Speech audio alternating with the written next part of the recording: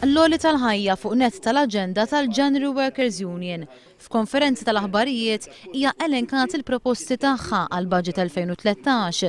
Il-January Workers Union qalet li l-kola għandha tkun aġġustata kull 6 xhur u dan għaliex fi kliem is-Segretarju Ġenerali tal-January Workers Union Tony Zarb jibda jirrifletti ż-żieda kostanti tal-prezzijiet.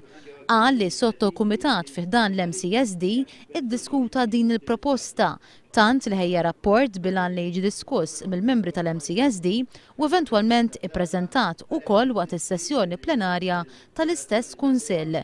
Fost il-proposti li tressaq il-January Workers Union hemm żieda fil-paga minima nazzjonali, ross fil-kontijiet tad-dawl u l-ilma u l-ħtieġa li l-festi nazzjonali li jaħbtu s-sibt jew il-ħadd jingħataw lura lil ħaddiema Maltin. Dwar is-saħħa qalet li l-istennija fil-waiting list għandha tonqos filwaqt li appellat għall attenzjoni speċifika lejn in-nuqqasijiet kbar fl-Isptar Ġenerali ta' Għawdex. Il-January Workers Union tkellmet ukoll dwar ix-xogħol prekarju u kif dan għandu jiġi indirizzat b'serjetà kbira mill-Gvern.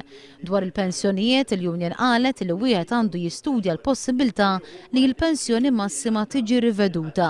Insistit ukoll li jissaħħu l-istipendji kif ukoll ikun hemm allokazzjoni akbar ta' riżorsi lill-Awtorità tas-Saħħa u s-Sigurtà bilan li jsiru aktar spezzjonijiet.